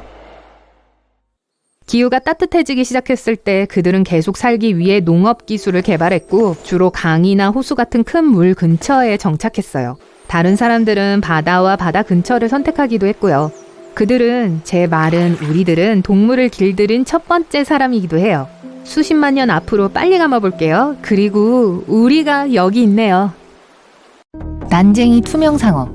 초능력 있어 보이게 들리는데요? 이것은 세상에서 가장 작은 상어예요. 손바닥만한 크기며 어둠 속에서 빛을 낼 수 있죠. 뭐 그게 초능력이죠. 푸른 고리 문어. 세상에서 가장 아름다운 문어죠. 하지만 밝은 색의 동물들은 대개 독성이 있다는 것을 나타내요. 이것의 독에 대한 해독제는 아직 만들어지지 않았어요. 하지만 이 친구는 TV 리모컨만 하죠. 사르캐스틱 프린지헤드. 비록 이 물고기의 길이는 30cm에 불과하지만 훨씬 더 큰 먹이를 먹을 수 있어요. 턱을 공룡의 턱처럼 열 수 있거든요. 사르캐스틱 프린지헤드는 문어 한 마리를 통째로 삼키려고 하는 걸로 유명하죠. 우리 모두 그냥 사이좋게 지낼 수는 없나요? 비상 솔베 간팽. 이 아름다운 물고기는 식욕이 엄청나요. 몸 3분의 2 크기의 물고기를 먹을 수 있어요. 그리고 강력한 독이 들어있는 침을 지느러미 위에 숨기고 있어요. 줄무늬 쥐돔. 지느러미에 메스처럼 날카로운 스파이크가 달려있어요. 수술을 하기 위한 게 아니라 사냥을 위한 거죠. 그리고 의사와 달리 독을 갖고 있어요. 블랙 드래곤피쉬. 눈 속의 엽록소 덕분에 적외선을 만들어낼 수 있는 유일한 물고기예요. 2000m의 깊이에서만 살아요. 그리고 그 깊이는 특별한 잠수함을 타야만 도달할 수 있죠. 립 스톤피쉬. 이 위장의 천재는 보통 바닥에 누워 바위인 척해요. 관광객들은 종종 이것을 밟는데 등에 있는 날카로운 바늘은 부추의 단단한 밑면을 쉽게 통과해 자를 수 있어요. 바이퍼피쉬. 팔뚝만한 이 물고기는 머리에 비해 세계에서 가장 큰 이빨을 갖고 있어요. 하지만 거의 만날 일이 없을 거예요. 왜냐하면 4000m의 깊이에서 살거든요. 칠성장어. 이들은 다른 생물들에게 달라붙어 거기에서 먹고 살아가는 기생충이에요. 단 이들은 강에 사는 보통 거머리보다 10배나 더 커요. 메가피라냐. 크기가 도베르만 정도 되는 세계에서 가장 공격적인 물고기죠. 이 녀석들 한 무리가 단 몇 분 만에 소 한 마리를 아무것도 남기지 않을 수 있어요. 우리 모두에게 다행히도 이것들은 800만 년 전에 사라졌어요. 블랙파쿠. 입을 열기 전까진 아주 평범한 큰 물고기죠. 사람과 비슷한 이빨을 갖고 있어요. 그리고 제일 돈 많은 블랙파쿠는 금 크라운을 씌웠어요. 농담이에요. 피아라. 가장 위험한 민물 거주자죠. 자신의 크기 절반만큼 큰 먹이를 삼킬 수 있어요. 심지어 피라냐도 이 괴물을 두려워해요. 아귀. 머리에 낚싯대가 있어요. 이것은 이 사냥꾼의 입으로 작은 물고기를 유인하는 미끼예요. 가느다란 뱀장어. 등에 있는 등뼈수 때문에 매우 길고 유연해요. 750개의 등뼈가 있죠. 그에 비해 우린 오직 33개에서 34개밖에 없어요. 창꼬치. 이것의 턱은 백상아리와 비슷해요. 하지만 트레이드마크는 속도죠. 시속 46km의 속도로 올림픽 수영 선수를 이길 수 있어요. 개복치. 성인 크기만한 물고기예요. 그리고 세계에서 가장 무거운 경고러입니다. 다행히도 평화로운 성격이지만 가끔 작은 낚싯배의 바닥을 망가뜨리죠. 주름상어. 이 길이로 성공적으로 농구를 할 수 있을 정도예요. 뱀의 전략으로 사냥을 해요. 상어는 몸을 구부린 다음 날카롭게 앞으로 돌진하죠. 그리고 이빨이 300개예요. 거기에 주름이 아주 많죠. 전기뱀장어. 이것의 특징은 보통 가정용 콘센트의 4배만큼의 전기를 방출할 수 있는 전기기관이 있어요. 전기뱀장어의 충격은 큰 말도 쉽게 기절시킬 수 있어요. 상자 해파리. 이것은 일반 해파리처럼 해안 근처 파도를 떠다니지 않아요. 아니요. 이 녀석들은 매우 빠르고 물속에서 사람을 따라잡을 수 있어요. 그리고 이것의 침은 위험해요. 활을 자초하진 않지만 항상 스스로를 방어할 준비가 되어 있죠. 마귀상어. 주둥이는 길고 칼날같이 뻗어 있어요. 그리고 턱이 주둥이 끝까지 확장될 수 있어요. 연한 분홍빛임에도 불구하고 세계에서 가장 무서운 상어 중 하나예요. 바다 악어. 이 행성에서 가장 성질이 더러운 악어예요. 그리고 6m로 가장 큰 악어 중 하나죠. 이들은 인간을 두려워하지 않으며 오로지 먹잇감으로 여기죠. 야, 나 먹지 마. 백상아리. 바다의 가장 악명 높은 주민이죠. 한 번은 백상아리가 관광 요트의 바닥을 뚫었었어요. 배는 침몰했지만 다행히도 다친 사람 또는 먹힌 사람은 없었어요. 그린란드 상어. 해양 세계의 진정한 장수 생물이에요. 신진대사가 매우 느리고 300년까지 살 수 있어요. 비교하자면 가장 오래 장수한 사람은 122세였어요. 대왕 상갈치. 이 물고기는 거대한 아나콘다만큼 길어요. 그리고 세계에서 가장 큰 경고러의 타이틀을 갖고 있어요. 거대 만타가오리. 이 생물은 웃는 것처럼 보일지 모르겠지만 망설임 없이 여러분에게 달려들 거예요. 직경이 5m에 이르고 신경 독이 있는 매우 날카로운 가시를 갖고 있어요. 굉장하네요. 범고래. 자동차가 달리는 속도로 헤엄칠 수 있고 큰 미니밴만큼 크죠. 그리고 해안으로 뛰어들어 그곳에서 먹이를 잡을 수 있는 유일한 바다 사냥꾼이에요. 덩클리오스 테오스. 이 녀석은 리무지만한 크기였어요. 비록 이빨은 없었지만 바다 생물 중에서 강한 치악력을 가질 수 있게 해주는 뼈판을 갖고 있었어요.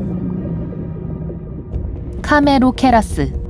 놀라운 크기의 고대 조개예요. 하지만 전체 몸의 90%가 나사고동이었어요. 너무 무거워서 빨리 움직일 수 없었어요. 그래서 대부분 카메로케라스는 바닥에서 움직이지 않고 누워 작은 물고기가 헤엄쳐 지나가길 기다렸죠. 크로노사우루스. 악어와 비슷했지만 몇 배는 더 컸어요. 이것들의 유해 중에는 공룡뼈도 있었어요. 그러니까 크로노사우루스는 바다뿐만 아니라 육지에서도 사냥을 했었어요. 헬리코프리온. 트라이아스기 대멸종에서 살아남은 몇 안 되는 종들 중 하나예요. 뛰어난 지능과 강력한 전투 도구인 코의 둥근 톱 모양의 턱 덕분에 살았죠. 엘라스모사우루스. 생김새가 기린과 닮았는데 단 2배로 컸죠. 그리고 이 친구들은 진정한 여행가들이었어요. 음식을 갈기 위해 작은 바위를 삼켰어요. 이 중 하나의 유골에서 전 세계에 약 300개의 암석이 발견되었어요. 대왕 오징어. 무게는 2마리의 북극곰만큼 나가고 길이는 사람의 5배나 돼요. 굉장히 희귀하지만 여전히 우리 행성의 깊은 차가운 물속에 존재하고 있어요. 혹등고래. 보통 고래들처럼 입을 큰 그물처럼 사용해 플랑크톤과 작은 물고기를 먹고 살아요. 물고기떼를 기절시키기 위해 거대한 꼬리를 사용하죠. 모사사우루스. 제가 이런 라틴어 이름을 말할 수 있다는 게 놀랍지 않나요? 아니라고요? 알겠어요. 모사사우루스는 지하철만큼 컸고 6,600만 년 전에 바다의 왕들이었어요. 이들의 턱과 두개골은 뱀 같았고 먹이를 통째로 삼킬 수 있었어요. 오늘날 우린 이들의 친척을 찾아볼 수 있어요. 왕도마뱀이죠. 여러분이 어딜 가든 쫓아다니죠? 아니요, 농담이에요. 리비아탄 멜빌레이. 이 녀석은 지금까지 알려진 것 중 가장 큰 이빨을 가졌어요. 이빨이 기본적으로 여러분 손 절반만큼 컸어요. 그리고 이들의 외모는 범고래와 향유고래 중간쯤을 닮았어요. 리드 시크티스. 수쿨버스보다 더 컸지만 사냥꾼은 아니었어요. 큰 크기 때문에 빠르지 못해서 대부분 플랑크톤을 먹고 살았어요. 메갈로돈. 오, 가장 유명한 고대 바다 생물이죠. 탱크보다 또는 심지어 작은 집보다 더 무거웠어요. 어떤 사람들은 아직도 이들이 깊은 바다에 살고 있다고 생각하죠. 하지만 이건 물론 사실이 아니에요. 바실로사우루스, 현대 고래의 거대한 조상이죠. 거대한 하지를 갖고 있었어요. 아마 원래 육지 동물이었기 때문일 거예요. 하지만 진화 과정에서 점차 물속으로 이동하게 되었죠. 향유고래, 야구팀에 있어야 할 것 같은 느낌이 드네요. 거의 농구장만큼 길었어요. 뇌의 무게는 7kg이었죠. 이건 인간 뇌 무게의 7배예요. 세이고래, 네, 고래. 사실 이건 명령어가 아니라 고래의 이름이에요. 모든 고래 중에서 가장 수영을 잘한 고래 중 하나죠. 세이고래는 시속 50km까지 갈 수 있고 엠파이어 스테이트 빌딩 높이보다 더 깊이 잠수할 수 있었어요. 사스타사우루스, 이 괴물은 뼈만 남아있지만 계산 결과 테니스 코트나 트럭과 트레일러만큼 길었다고 해요. 대왕고래, 지금까지 지구상에서 현존했던 포유류 중에 가장 커요. 심장만 해도 큰 오토바이만큼 무게가 나가요. 그리고 혈관은 큰 냄비만큼 넓죠. 그리고 이 친구들은 노래를 부를 수 있어요. 사자갈기 해파리, 세계에서 가장 큰 해파리예요. 폭이 2.1m인 머리와 10층짜리 건물만큼이나 긴 촉수를 갖고 있어요. 비록 전혀 위험하진 않지만 사람들은 그들의 굉장한 촉수에 그물처럼 엉킬 수 있어요. 작은 불에관 해파리, 머리는 보통 해파리처럼 매우 작지만 촉수는 축구장의 반만큼이나 길어요. 그리고 독도 있어요. 그 안에 갇힌 물고기와 모든 걸 마비시키죠. 심지어 사람들도요. 그러니까 가까이 가지 마세요. 아시겠죠? 맛있는 음식과 음악을 즐기면서 친구들과 즐거운 시간을 보내기로 했군요. 도착해서 안녕! 이라고 인사했는데 너 옷이 그게 뭐야? 친구들 중 한 명이 외칩니다. 친구도 여러분만큼 놀란 것 같아요. 네 헤어스타일도 정말 끔찍한데? 여러분은 말합니다. 조금 늦었지만 손으로 입을 막습니다. 왜 이런 말을 한 걸까요? 또 다른 친구 제니퍼는 오늘 모임이 지루할 것 같아서 오지도 않으려 했다고 했습니다. 제니퍼를 맡기도 전에 여러분은 이 모임에 제니퍼를 만나러 온 것이라고 말했습니다. 제니퍼를 좋아하니까요. 어색한 침묵이 흐릅니다. 행복한 토요일 밤이 이렇게 민망해질 줄은 몰랐겠네요. 웨이터가 물을 주면서 이런 말을 합니다. 마치 머리에 떠오르는 모든 생각이 입 밖으로 튀어나오는 것 같아요. 여러분의 친구들도 같은 생각을 하고 있고 다른 사람이 난처한 말을 할 경우를 대비해 더 이상은 말하지 않기로 결심했습니다. 무슨 일이 있었는지 생각하면서 길을 걷습니다. 그런데 주변 사람들이 좀 흥분한 것 같아요. 엄청난 수염과 가죽 재킷을 입은 덩치 큰 남자가 전화 통화를 하고 있습니다. 가장 좋아하는 색은 분홍색이고 나중에 정원사가 되고 싶으며 오토바이 타는 것을 싫어한다고 이야기했어요. 잠시 후 그는 얼굴을 붉히며 방금 한 말을 모두 잊어버리라고 중얼거리더니 통화를 끝내고 달아납니다. 앞에 있는 여자가 택시를 잡아탑니다. 10달러에 태워줄 수 있어요? 라고 물었어요. 기사는 이렇게 말했습니다. 물론이죠. 운전하다가 잠이 들지도 모르지만요. 어차피 운전하고 싶지도 않거든요. 입은 막았지만 이미 물은 쏟아졌어요. 정말 멋진 하루예요. 거리의 반대편에 있는 한 남자가 소리칩니다. 그는 헤드폰을 끼고 미소 짓고 있는데 자신이 그렇게 큰 소리를 냈는지 알지 못합니다. 여러분은 다른 여자에게 지금이 몇 시인지 물어봅니다. 그녀는 핸드폰을 꺼낼 시간도 없고 알려주고 싶지도 않네요. 라고 말한 뒤 즉시 사과했습니다. 그런데 왜 모두들 이렇게 솔직해진 걸까요? 어느 순간부터인지 여러분의 머리에서는 거짓말에 대한 개념이 사라졌습니다. 머리에 있는 작은 것들도 모두 쏟아내게 되고요. 엘리베이터에서 이웃을 만났는데 여러분은 매일 밤 그가 연주하는 록음악이 시끄럽고 아주 형편없다고 말했어요. 이웃은 여러분에게 신발이 항상 더럽다고 말합니다. 아파트에 들어가서 핸드폰을 충전하고 뉴스를 켰습니다. 뉴스 앵커는 날씨에 대해 이야기하다가 자신의 건강 이야기를 하더군요. 오늘 아침에 약 한 달 동안 냉장고에 있었던 브리또를 먹었다고 해요. 남부에는 허리케인이 오고 있고 제 배에도 뇌우가 몰아치고 있네요. 방송이 중단되고 기술적 문제가 발생했다고 합니다. 전화벨이 울립니다. 은행 직원이에요. 여러분에게 끔찍한 대출을 제안합니다. 정말 이렇게 말했어요. 그리고 직원은 은행이 이자를 벌 수 있도록 여러분이 대출금을 내지 않으면 좋겠다고 했어요. 그러면 여러분은 곧 파산하고 직원은 연말 보너스를 받게 될 거라고도 했어요. 몇 초간의 침묵이 흐르고 숨을 헐떡이다가 그녀는 소리를 지르고 전화를 끊었습니다. 정말 재밌네요. 바로 그때 여러분은 멋진 계획을 꿈꿉니다. 가능한 한 많은 친구들을 추적해서 친구들이 여러분을 어떻게 생각하는지 알아내는 겁니다. 여러분은 진실을 말하는 게 두렵지 않지만 여러분에 대한 친구들의 생각을 듣는 건 흥미로울 거예요. 하지만 대화할 사람을 찾는 것은 쉽지 않습니다. 거리는 이전보다 눈에 띄게 비어있네요. 사람들은 집을 떠나지 않습니다.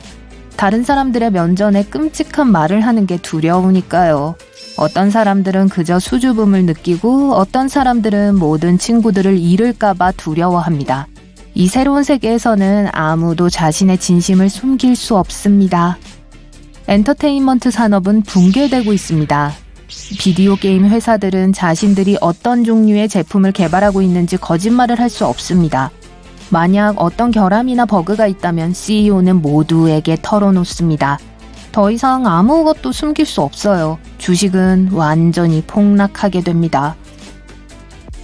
새로운 게임의 티저 영상이 공개됐습니다. 놀라운 그래픽, 음악, 말도 안 되는 복잡한 줄거리가 들어있네요. 그런데 갑자기 화면이 멈추더니 수많은 개발자들이 실제로는 게임이 훨씬 더 나쁠 것이니 살 이유가 없다고 말합니다. 영화 산업에서도 같은 일이 일어나고 있습니다. 제작자들과 스타들은 새 영화가 실제로 마음에 들지 않으면 과대 홍보를 할 수 없습니다. 거의 모든 사람들이 생방송 인터뷰나 언론 행사를 중단하고 있어요. 그러니까 이미 모든 배우들이 형편없다고 말하는 블록버스터 영화를 출시할 수는 없겠죠. 많은 연예인들은 사람들에게 진짜 자신들의 생각을 말하기 시작합니다. 절대 좋은 결과가 나올 리가 없죠. 하지만 사람들은 자신만의 생각을 말하기만 하는 게 아니었습니다. 쓰기까지 했죠. SNS에서 친구를 언팔하고 차단하고 인기를 얻기 위해 그저 친구로 추가한 거라고 말했어요. 사람들은 자신의 프로필을 비공개로 만들기 시작하고 태그를 차단하고 있어요. 온라인 쇼핑몰은 훨씬 더 정직하게 제품 설명을 쓰기 시작했고 온라인 리뷰는 정말 훌륭해졌어요. 진짜 리뷰를 믿을 수 있게 됐습니다. 좋아요 버튼은 완전히 새롭게 변했어요. 여러분은 더 이상 친구들의 모든 사진에 그냥 좋아요를 누를 수 없습니다. 사진이 정말로 좋아야 누를 수 있어요. 좋아하지 않으면 어느새 댓글을 남기게 됩니다. 많은 사람들이 자신의 프로필을 삭제하기 시작했어요. 전 세계 경제가 불안정해집니다. 주주들과 CEO들은 인터뷰하는 것을 두려워합니다. 주가가 계속 떨어지고 있어요. 해결책이요? 침묵을 지키고 너무 많이 생각하지 마세요. 전 세계적으로 은행과 보험 회사들이 문을 닫고 있습니다. 사기범들은 완전히 무력해졌습니다. 더 이상 거짓말을 할 수 없으니까요. 정말 웃기는 일이죠. 만약 새로운 직장에 지원한다면 나쁜 소식입니다. 이력서를 더 이상 부풀렸을 수 없어요. 하지만 거꾸로 말하면 회사에서는 초과 근무를 해야 한다고 미리 말해주고 휴게실에 있는 커피 머신의 커피 맛은 끔찍하다고 합니다. 친구들은 다투고 커플은 헤어지고 가까운 사이에는 긴장감이 돕니다. 별로인 파티에 초대받으면 편하게 말하거나 변명을 늘어놓을 수가 없어요. 그냥 가기 싫다고만 말해야 해요. 사회에 큰 충격이 가해졌습니다. 여러분은 모두에게 정직합니다. 심지어 자신에게까지도요. 하지만 몇 주 후에 무언가가 변합니다. 처음에 여러분은 사람들이 생각하는 것을 면전에 그대로 말할 때 기분이 상했습니다. 하지만 이제는 그게 얼마나 어리석은 일인지 깨달았어요. 만약 누군가가 여러분을 좋아하지 않는다면 그냥 무시하세요. 물론 몇몇 친구들을 잃을 수도 있습니다. 하지만 동시에 항상 솔직하고 여러분을 응원할 새로운 친구들을 얻을 수 있을 거예요. 여러분은 진실을 말할 때마다 어깨 위에 짐이 가벼워지는 기분이 듭니다. 이 현상은 사람들이 더 나아지도록 도와주고 있어요. 물론 여전히 어색할 수 있지만 우리는 문제가 존재하지 않는 척하지 않고 앞으로는 문제를 실제로 해결할 가능성이 더 커 보입니다. 사람들은 진실을 다르게 대하기 시작합니다. 누군가에게 이에 뭐가 꼈다고 말하는 게 모두에게 불편하다는 것 기억하시죠? 이제 그런 사실을 알려주면 모두 고마워하게 되었습니다. 연애하는 사람들은 훨씬 더 행복해집니다. 대화, 정직함 등이 관계를 훨씬 더 돈독하게 만듭니다. 그리고 또 다른 흥미로운 일이 일어납니다. 누군가의 머리, 옷, 무엇이든 마음에 든다면 그냥 말해도 돼요. 이제 모두가 정직하니까 아무도 여러분이 무례하다거나 그렇게 생각하지 않을 거예요. 그리고 사실 이게 사람들을 더 건강하게 만드는 것 같아요. 모든 사람들이 더 편안하고 자신감 있게 행동하기 때문에 스트레스와 관련된 건강 문제가 사라지기 시작합니다. 사람들은 게으름을 안 피워요. 상사의 눈을 똑바로 쳐다보고 하루 종일 일했다고 거짓말을 하는 게 불가능하기 때문에 더 열심히 일하거나 아니면 일을 그만둡니다. 모든 것이 훨씬 단순해졌어요. 음악은 더욱 아름다워집니다. 점점 더 많은 예술가들이 노래에서 정직함을 표현하는 걸 두려워하지 않게 됐어요. 덕분에 청중과 작품 사이의 거리감이 사라졌습니다. 감독, 블로거, 제작자 모두 자신들이 실제로 관심을 갖는 주제의 컨텐츠를 만들기 시작합니다. 집에서 일어나 우산을 꺼냅니다. 토요일이고 청소날이에요. 마법 버튼에 손을 뻗으니 접시, 가구, 벽바닥, 심지어 옷장에 있는 옷까지 반짝반짝 깨끗해졌어요. 하루에 남은 시간을 마음대로 보낼 수 있고 그래서 여러분은 먼지 하나 없는 소파에 좋아하는 책을 들고 눕습니다. 이 공상과학 소설 같은 설정은 프란시스 게이브에게는 수십 년 동안 현실이었어요. 그녀는 집을 한 번도 청소하지 않았어요. 누구를 고용하지도 않았죠. 그럼에도 완벽히 깨끗하게 유지되고 있었죠. 프란시스는 1915년 아이다호에서 태어났어요. 그녀의 아버지 프레드릭은 건축자이자 건설업자였어요. 그의 직업 때문에 가족들은 이사를 많이 해야 했고 프란시스는 18개의 초등학교를 다녔어요. 그녀는 자기가 매우 비범한 사람으로 태어났고 학교에서의 모든 것들이 나에겐 너무 느리게 움직였다고 말했어요. 이 소녀는 아빠와 아빠의 동료들과 같이 있는 걸 좋아했어요. 그녀는 그들이 하는 걸 보고 기술을 배웠어요. 프란시스는 포틀랜드에 있는 폴리테크닉 여자 고등학교를 16살에 졸업했고 그 다음에 결혼을 했죠. 1970년대 후반에 그녀는 이혼해 두 아이의 엄마로 싱글맘이 되었어요. 그녀는 늘 집안일을 힘들기만 하고 끝이 없는 일이라고 생각했어요. 어느 날 모아가 잼이 벽을 타고 미끄러져 내려가는 걸 알아차렸어요.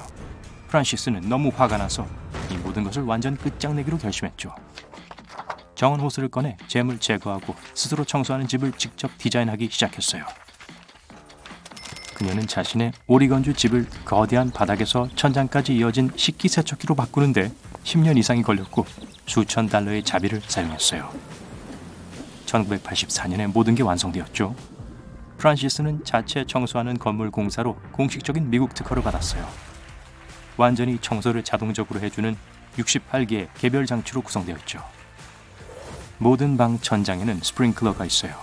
프란시스는 우비를 입고 우산을 꺼내 스프링클러를 작동시키기 위해 버튼을 눌렀어요. 스프링클러가 돌면서 비누와 물을 뿌리죠. 그런 다음 모두 헹궈졌어요. 그 뒤에 따뜻한 공기가 통풍구를 통과해서 모든 걸 말렸죠. 1시간도 안 돼서 벽, 바닥, 욕실, 화장실 그리고 목욕탕 모두 보송보송 건조되었어요. 바닥은 많은 해양 니스틸로 코팅되어 있었고 벽 쪽으로 아주 약간 기울어져 있었어요. 모든 방 가장자리에는 배수로가 있었어요. 스프링클러의 물은 그냥 낭비되지 않았어요. 집 밖으로 빠져나와 가는 중에 개집으로 들어가 개를 씻겨주었죠. 세탁이 안 되는 가구들은 합성 수지로 만들어진 투명 아크릴 케이스로 덮었어요. 책은 방수 재킷이 있었고 종이는 플라스틱 상자 밑에 밀봉되었고 특허권을 포함한 벽에 있는 그림에는 안전을 위해 유리 케이스가 있었어요. 이불을 젖지 않게 침대는 천막을 덮었죠. 프란시스는 실내 천 덮개를 위한 자신만의 방수천을 발명했어요. 잔장은 어떠한 도움도 필요 없이 접시를 깨끗하게 만들었어요. 옷은 옷장 옷걸이 안에 넣어줘 세탁하고 말려진 다음 여전히 옷걸이에 매달린 채 쇠사슬로 옷장 안으로 들어갔어요. 당연히 모든 전기 콘센트는 안전하게 덮여 있었죠. 카펫이나 커튼은 없었어요. 먼지가 생기는 건 금지였어요. 가끔 관이 터져 물이 원치 않은 모든 방향으로 뿌려질 때가 있었어요. 하지만 대체로 약 20년 동안 순조롭게 작동되었어요.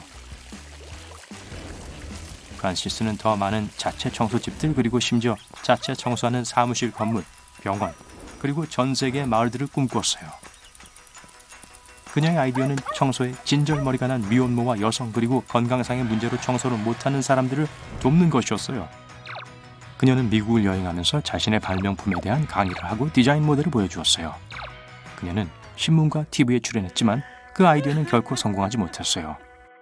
2002년 그녀는 집을 운영하거나 특허를 갱신한 여유가 없어서 특허가 만료되었어요. 프란시스는 집을 구경시켜주면서 돈을 벌었지만 그걸로는 충분하지 않았어요. 이것과 홍수와 지진 같은 자연재해로 한때 가장 깨끗했던 집이 어수선한 건축물이 되어버렸죠. 2009년 그녀는 은퇴주택으로 이사했어요. 그 집은 몇 년 후에 이제는 직접 청소해야 하는 새로운 주인에게 팔렸어요. 많은 사람들이 그 아이디어를 조롱했고 스스로 청소하는 집 혁명은 일어나지 않았어요. 그럼에도 불구하고 건축가와 건설업자들 사이에는 요즘 그녀의 아이디어가 기능적이고 현실화할 가치가 있다고 인정해요. 1998년 컴퓨터가 인기를 끌면서 여러분의 모든 관심을 뺏고 있을 때 어떤 사람이 동기부여해주는 사탕 디스펜서에 대한 훌륭한 아이디어로 특허를 냈어요. 이건 화면에 광학 센서가 부착되어 있어요. 이 센서는 여러분의 모든 활동을 주시하고 업무용 이메일을 보내거나 긴 중요한 문서를 끝낸 것에 대해 사탕을 보상으로 줍니다. 더 많은 일을 할수록 더 많은 사탕을 얻게 되죠. 연필, 폰, 립밤 그리고 다른 작은 필수품들을 손목에 휴대할 수 있는 사이보그 모양의 손목 주머니는 2001년에 특허를 받았습니다.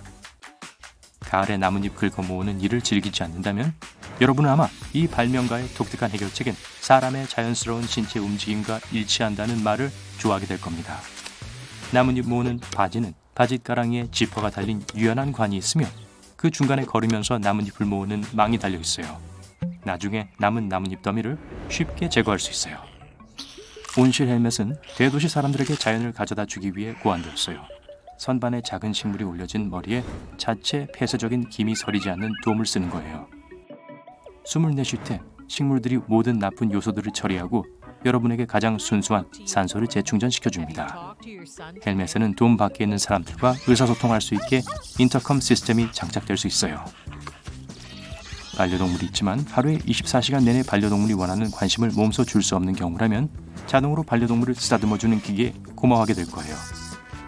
이건 기계 손으로 고양이와 개 모두를 위해 작동되고 편안한 음악을 들려줘요. 이 기기는 멍멍이나 야옹이가 모션 센서 플랫폼에 올라가면 활성화돼요. 반려동물의 귀는 수프 접시처럼 엉뚱한 곳에 들어갈 수 있고 음식을 사방에 묻힐 수 있어요. 1980년 누군가가 이걸 손봐주기로 결정했고 가볍고 조절 가능한 사용하기 쉬운 동물 귀 보호기에 대한 특허를 얻었어요. 음식에 닿는 걸 막기 위해 주로 긴 귀를 가진 개와 반려동물들을 위해 특별히 디자인되었어요. 또 특별한 날을 위해 튜브에 장식하는 걸 제한하기도 했어요. 비슷한 시기에 직업적인 이유로 음식 주변에서 하루를 보내야 하는 사람들을 위해 먹는 것을 막아주는 얼굴 마스크가 발명되었어요. 셰프, 요리사 그리고 음식을 다루는 다른 식당 직원들은 이걸 착용하고 작은 자물쇠로 잠글 수 있어요. 숨 쉬는 것과 대화는 여전히 가능하지만 먹는 게 굉장히 어렵게 되죠. 가장 중요한 건 열쇠를 잃어버리지 않는 거예요. 안 그러면 다이어트를 영원히 할 거예요. 썰매 바지는 언덕을 미끄러져 내려갈 수 있는 좌석과 주인을 안전하게 붙잡아주는 다리 및 허리 스트랩이 부착되어 있어요. 인체의 형상을 하도록 만들어져 있죠. 목적지에 닿은 썰매를 멈추려면 아랫부분을 접어 올려서 방금 바지를 안 타고 온 척하고 걸어가면 돼요. 1923년 머리 운동기는 혈액순환을 좋게 해주기 위해 발명되었어요. 두 사람이 이빨 사이에 금속판을 물어요. 그 판은 스프링에 의해 고정되어 있어요. 한 쌍이 각자 방향으로 잡아당기면 머리로 일종의 줄다리기 같은 걸 하게 되는 거예요. 어떤 사람이 여러분이 얼마나 오래 살 수 있는지를 년, 달 그리고 분으로 알려줄 수 있는 멋진 시계 아이디어를 생각해냈어요. 그 기대 수명은 몇 가지 통계적인 방법과 소유자의 개인적인 건강 요인에 기초해요. 시계에는 데이터를 저장하는 마이크로 프로세서가 있고 그 데이터를 재설정하기 위한 버튼과 스위치가 있어요. 반려동물 전시옷은 집에 주인님을 혼자 둘 수 없는 동물을 위한 완벽한 선택일 거예요. 조끼나 벨트 같은 건데 튜브 모양의 통로가 주인의 온몸 전체에 걸쳐진 거예요. 구조물 전체가 투명해요. 먹이를 주고 반려동물을 꺼낼 수 있는 작은 방이 있어요. 인공손과 허리에 착용할 수 있는 현금 보관함으로 구성되어 있는 자동 팁 요구기가 있어요. 누군가가 연결되어 있는 튜브에 넣은 돈이 충분하지 않아 보인다면 팔지 않은 표시가 떠요. 1960년대에 발명된 바다 신발은 물 위를 걸을 수 있게 해줘요.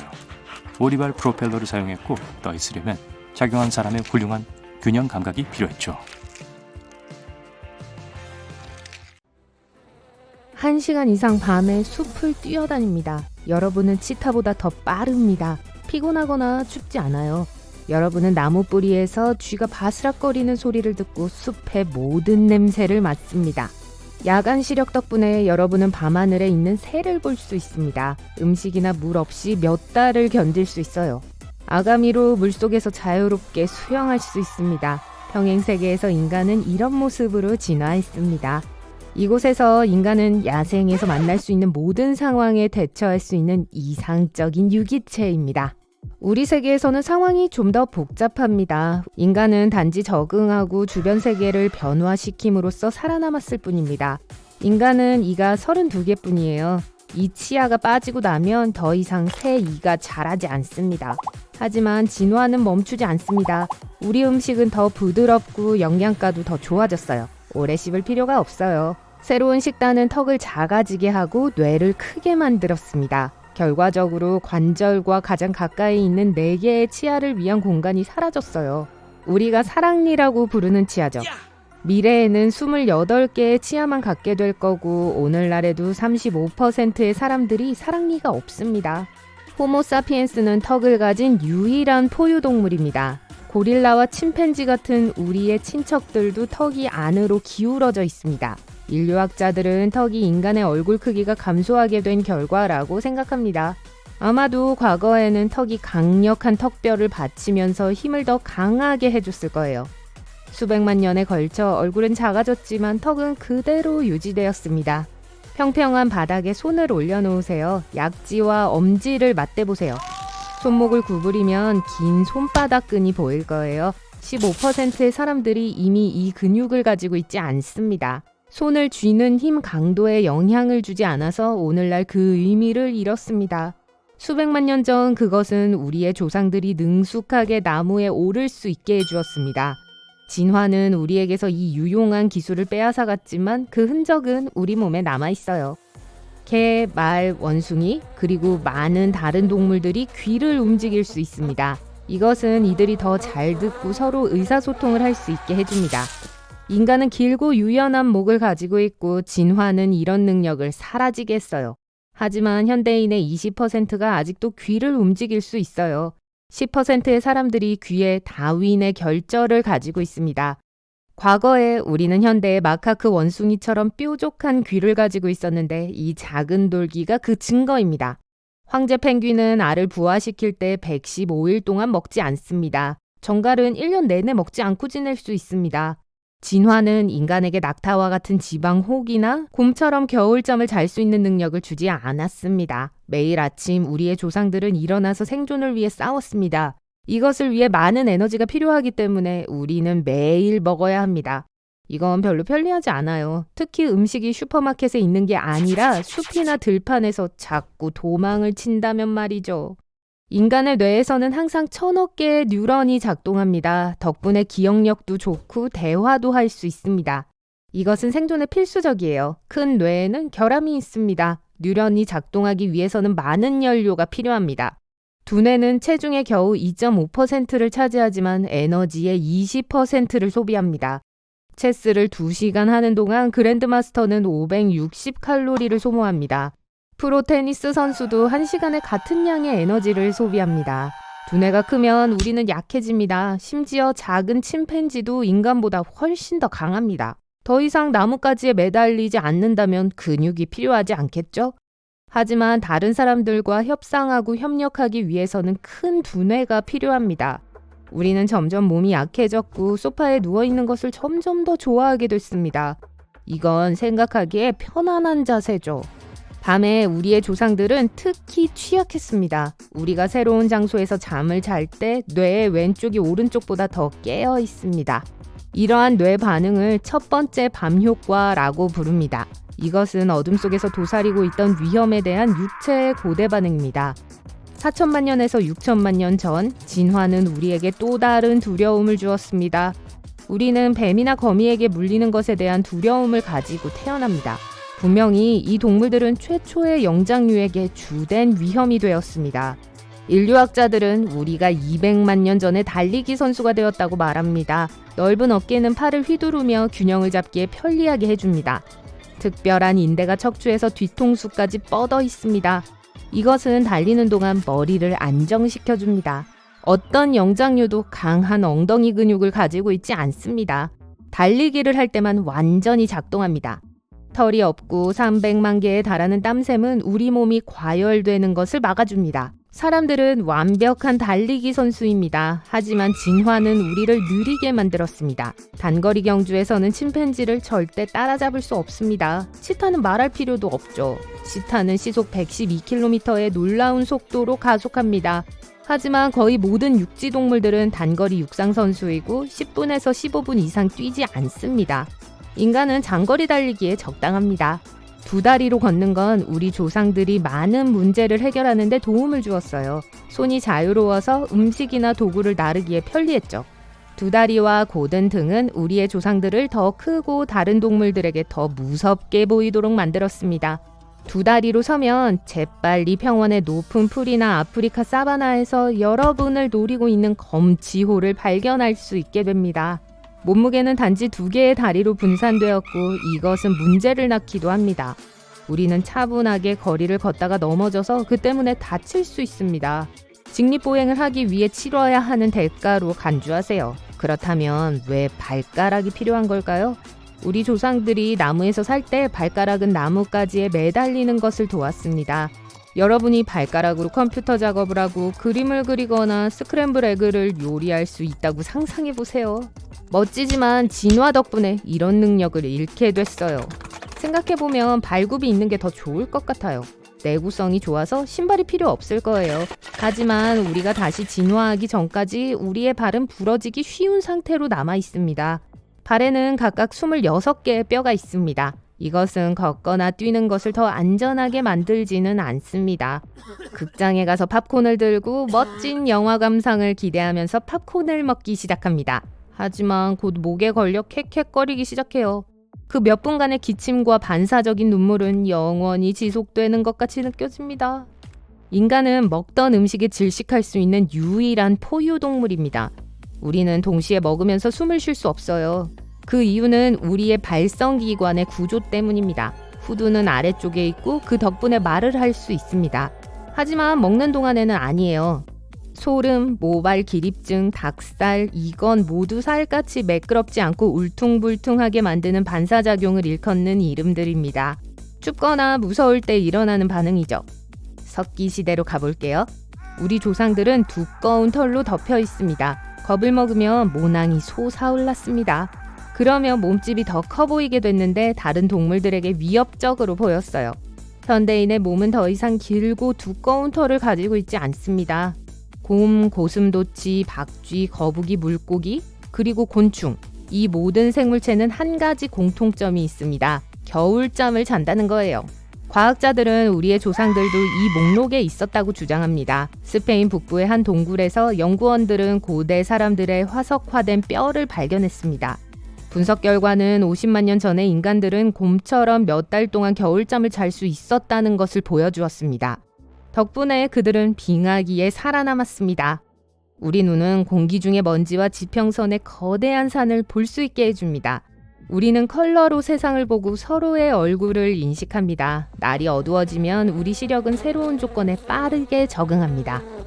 하지만 우리는 어두운 곳에서는 잘 보지 못합니다. 진화는 안경 원숭이 같은 시력을 주지 않았습니다. 이 영장류의 눈은 야구공만한 크기고 어둠 속에서도 완벽하게 볼 수 있습니다. 그래도 저는 제 눈이 얼굴의 절반을 차지하는 건 싫어요.